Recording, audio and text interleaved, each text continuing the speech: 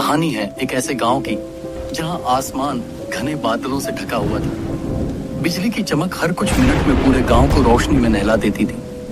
तेज हवाएं चारों तरफ चल रही थीं। अंदर संचित, उसकी पत्नी लक्ष्मी और उसकी 11 साल की बेटी गीता पुराने घर में बैठे हुए थे। ये तूफान तो रुकने का नाम ही नहीं ले रहा। खिड़कियों से बिजली की आवाजें सुनकर ऐसा लग रहा है कि दीवारें अभी गिर जाएंगी। मुझे तो बहुत डर लग रहा है। हाँ, मैं भी यही सोच रहा हूँ। हवा बहुत तेज है। शायद हमें बाहर जाकर देख लेना चाहिए। घर में रहना ठीक नहीं है, अगर कहीं घर में कुछ ऊंच नीच हो जाए। पापा, ये कैसी डरावनी आवाजें आ रही हैं? दीवारें भी हिल रही हैं। क्या हमारा घर सच में टूट जाएगा? पापा, हमारा क्या होगा? नहीं बेटा, डरने की कोई बात नहीं है। ये तो बस एक छोटा सा तूफान है, हमारे घर को कुछ नहीं होगा। चलो एक बार बाहर जाकर देख आते हैं। तीनों जल्दी जल्दी घर से बाहर निकल गए। बाहर का नजारा बहुत ही डरावना था। बारिश बेहद तेज थी। जगह जगह बिजली गिरने की आवाजें आ रही थी। हवाएं जोर से चल रही थी। तभी एक जोरदार धमाका हुआ और उनका मकान बिजली से ढेर हो गया। हे भगवान, अच्छा हुआ सही समय पर हम बाहर आ गए। अगर हम अंदर होते तो शायद हम में से कोई भी नहीं बच पाता। हाँ, तुम सही कह रही हो, पर अब सवाल ये है कि हम जाएंगे कहाँ? इतनी तेज बारिश में, और रात भी इतनी गहरी है। तभी संचित ने बैलगाड़ी निकाली और तीनों बैलगाड़ी में बैठकर सरपंच के घर की ओर चल पड़े। सरपंच का घर यहाँ से लगभग 5 मील दूर था। आसमान में बिजली चमक रही थी और गीता अपनी माँ के पास डरी सहमी बैठी थी। हमारी मदद अब सरपंच जी ही करेंगे। मैंने उनके खेतों में बहुत मेहनत से काम किया है। ऐसे मुसीबत के समय वही हमारी मदद करेंगे। पापा, अगर बारिश ऐसे ही होती रही तो हमारी बैलगाड़ी तो कीचड़ में फंस जाएगी, और अगर हमारी गाड़ी फंस गई तो हम क्या करेंगे? डर से कुछ नहीं होता बेटी, तुम बस आराम से बैठो, सब ठीक हो जाएगा। डरो मत। लगभग आधा घंटा हो गया था।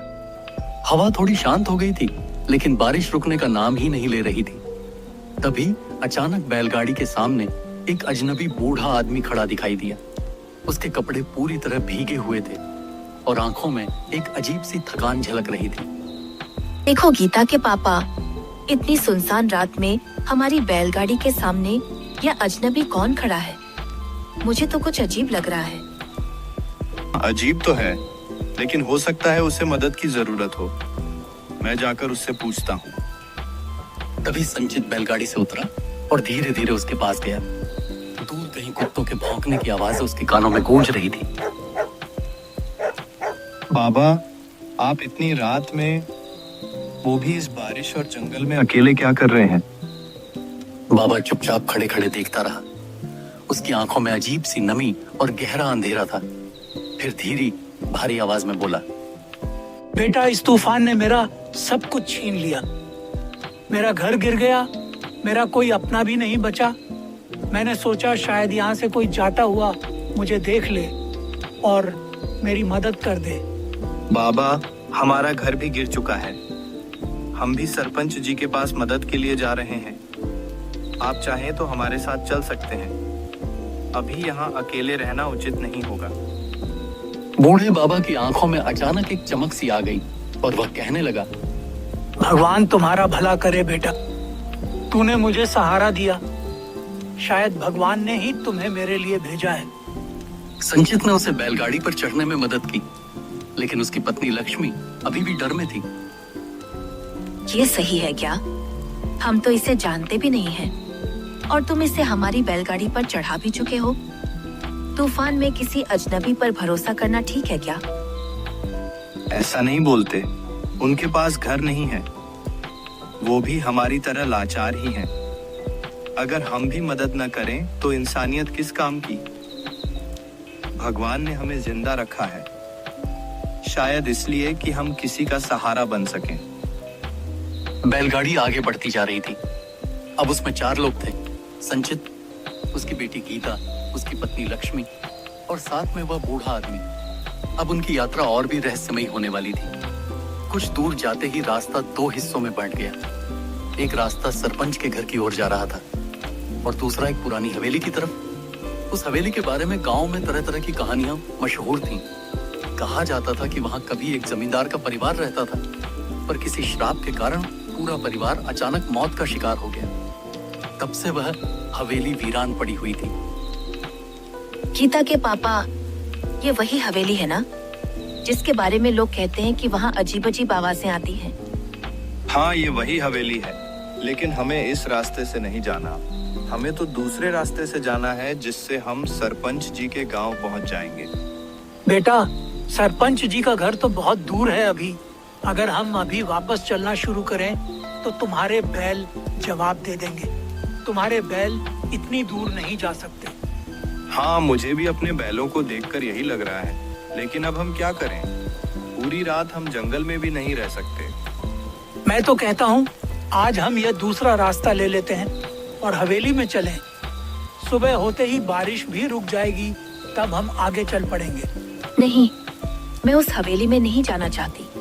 संचित, हमारे साथ हमारी बेटी भी है, वह पूरा डर जाएगी और मुझे भी बहुत डर लग रहा है। बाबा, मैंने सुना है कि वहाँ भूत का साया है। सच मानो या झूठ, लेकिन रात गुजारने के लिए वह हवेली ठीक नहीं है। बेटा, ये भूत वूत जैसा कुछ नहीं होता। अगर तुम नहीं आना चाहती तो कोई बात नहीं। बैठे बैठे मेरी कमर अटक गई है। तुम एक काम करो, तुम लोग जाओ, मैं आज उसी हवेली में रुक जाऊंगा। लक्ष्मी, अगर हम इन्हें यहाँ अकेला छोड़ देंगे तो शायद ये यहीं अपना दम तोड़ दें, और हमें ऐसी हालत में किसी को अकेला नहीं छोड़ना चाहिए। वे कुछ देर तक वहां शांति सी छा गई। सब सोच में पड़ गए कि क्या करें। वे हवेली में जाना भी नहीं चाहते थे और उस बूढ़े आदमी को अकेला भी नहीं छोड़ना चाहते थे। संचित, एक काम करो, आप, हमारे पास कोई और रास्ता नहीं है। हम हवेली में ही चलते हैं। तभी सब लोग हवेली के सामने पहुंचे। हवेली का गेट टूटा हुआ था और हवा में झूल रहा था। पापा, ये दरवाजा अपने आप क्यों खुल गया? बेटा, यहाँ हवा बहुत तेज है ना, इसीलिए शायद अपने आप खुल गया होगा। तभी सब हवेली में पहुंच गए। घर के अंदर बड़े बड़े झूमर लटके हुए थे। दीवारों पर हवेली के मालिकों की तस्वीरें लगी हुई थीं, जो अब मर चुके थे। किसी की नजर उन तस्वीरों पर नहीं गई थी। हे भगवान, ये जगह मुझे बिल्कुल अच्छी नहीं लग रही। ऐसा लग रहा है कि हमारे अलावा भी घर में कोई है जो हमें घूर रहा हो। चुप रहो तुम, गीता को मत डराओ। हमें बस ये रात निकालनी है। दूसरी तरफ बूढ़ा आदमी दीवारों की ओर मुंह करके खड़ा था और उन्हें घूर रहा था, मानो वह दीवारों से बातें कर रहा हो। माँ, ये बाबा जी इतनी देर से दीवारों को क्यों देख रहे हैं? पता नहीं बेटी, पर मुझे भी इनमें कुछ अजीब लग रहा है, जैसे यह बूढ़ा आदमी कोई बात छुपा रहा हो। रात और गहरी होती गई। संचित ने बैग से एक लालटेन निकाली और उसे जलाकर कमरे में रख दिया, ताकि थोड़ी रोशनी और गर्मी बनी रहे। कुछ समय बाद बाहर से भेड़ियों की आवाजें आने लगी।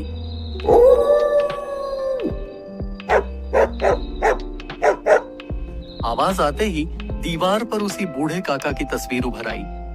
तस्वीर देखकर साफ पता चल रहा था कि यह वही बूढ़ा आदमी है जो इन लोगों के साथ आया है। तुम तो इस तस्वीर में हो। तुम यहाँ कैसे? तस्वीर देखकर तो लग रहा है कि तुम तो मर चुके हो।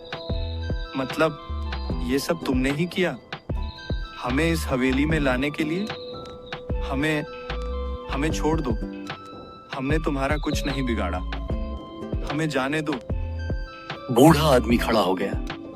उसका शरीर काला पड़ गया था और उसकी आंखें गुस्से से भरी हुई चमक रही थी। मैंने कहा था ना, तूफान ने मेरा सब कुछ छीन लिया। ये सब मेरे ही कहे झूठ थे, ताकि मैं तुम्हें इस हवेली में लेकर आऊं। अब तुम यहाँ से जिंदा नहीं जाओगे। अचानक लालटेन टिमटिमाने लगी। कुत्ते जोर जोर से भौंकने लगे। बाहर से अजीब अजीब आवाजें आने लगी। काली परछाई देखकर लक्ष्मी बोली, देखो, ये आदमी अब मुझे इंसान नहीं लग रहा। मुझे बहुत डर लग रहा है। हमें यहाँ से जाना चाहिए। माँ, मुझे बहुत डर लग रहा है। पापा, चलो यहाँ से भाग चलते हैं। गीता की बात सुनकर तीनों हवेली के दरवाजे की तरफ भागने लगे। तभी पीछे से उस परछाई की डरावनी हंसी की आवाज आने लगी।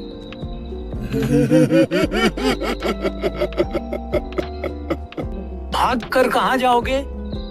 यहाँ से जाना मुमकिन नहीं है। और अगर भाग भी गए तो यह याद रखना, इस हवेली की दीवारें तुम्हें कहीं भी ढूंढ लेंगी। सब बैलगाड़ी में बैठकर जाने लगते हैं। अच्छा हुआ हम वहाँ से भाग गए, वरना पता नहीं आज हमारे साथ क्या हो जाता।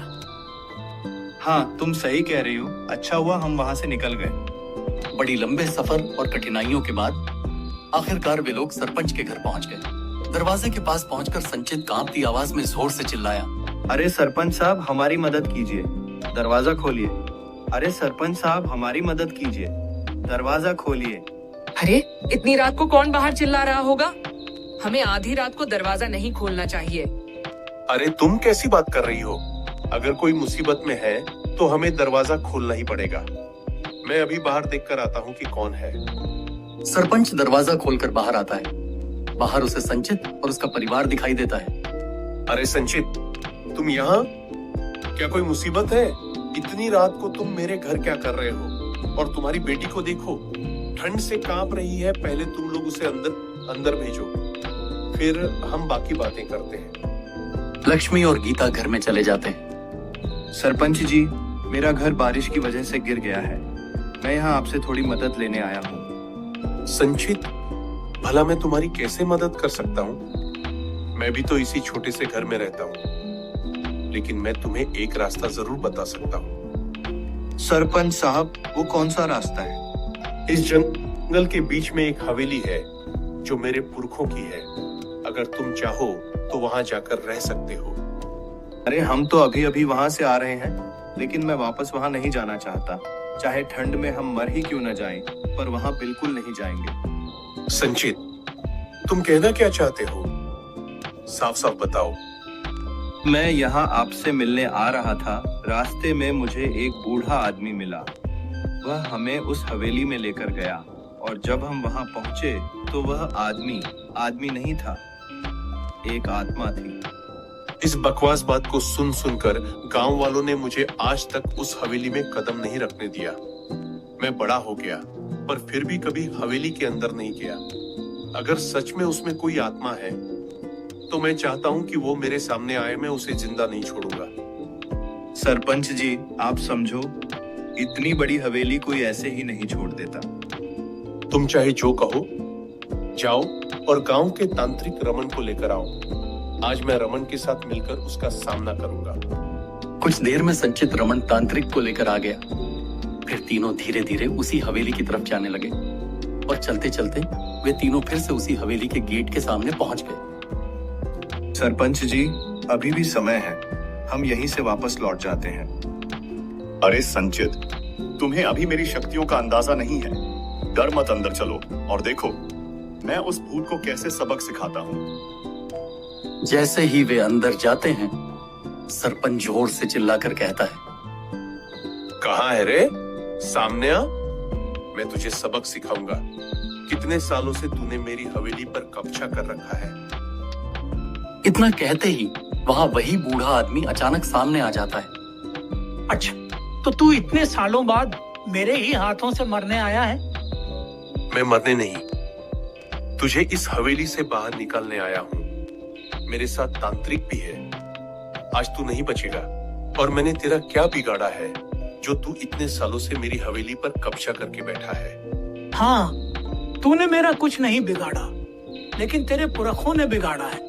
बहुत साल पहले मेरे दादाजी ने तेरे घर वालों से लिया हुआ कर्ज बढ़ता गया। मैं उसे चुकाने के लिए नौकर की तरह काम करता रहा, जहाँ तेरे घर वाले मुझे ठीक से खाना नहीं देते थे। और एक दिन पैर फिसलने से गिरकर मेरी मौत हो गई। मेरी मौत के बाद भी तेरे दादा ने मेरे माता पिता को कर्ज में दबाए रखा। उन्हें सिर्फ अपने पैसे याद रहे और मेरे मरने का गम तक नहीं। इसलिए आज मेरा बदला पूरा हो। आज तू गया। इतना कहते ही बूढ़ा आदमी बदला लेने ही वाला था कि तांत्रिक ने अपना मंत्र बोलना शुरू कर दिया। ओम काल भैरवाय नमः, अंधकार विध्वंसिनी शक्ति, बंधस्व बंधस्व। मंत्र पढ़ते ही आत्मा छोटी सी होकर एक कांच की बोतल में कैद हो जाती है। रमन, तुम एक काम करो, इस आत्मा को छोड़ दो, क्योंकि पहले ही इसके साथ बहुत बुरा हो चुका है। और मुझे नहीं लगता कि इसे अब और तड़पाना ठीक होगा। सरपंच जी, मैं आपकी बात समझता हूँ, पर यह आत्मा बदले की आग में है और अगर मैंने इसे छोड़ दिया तो यह आपको ही नहीं, हमें भी जिंदा नहीं छोड़ेगी। इसलिए आप मेरी बात समझिए। फिर मैं क्या करूं? तुम ही बताओ। आप एक काम करो, इस हवेली में एक बड़ा सा हवन करवाओ। इससे यह आत्मा मुक्त हो जाएगी और हमेशा के लिए खौशी खौशी चली जाएगी। ठीक है रमन, तुमने जैसा कहा मैं वैसा ही करता हूँ। मैं कल ही हवन की तैयारी करवाता हूँ। कुछ दिनों बाद बूढ़े आदमी को मुक्ति मिल जाती है और साथ ही सरपंच संचित और उसके परिवार को भी रहने के लिए एक कमरा दे देता है। तो दोस्तों, आज के वीडियो में बस इतना ही। उम्मीद है आपको ये वीडियो पसंद आया होगा। इसे लाइक करना ना भूलें और चैनल को सब्सक्राइब जरूर करें। मिलते हैं अगले वीडियो में।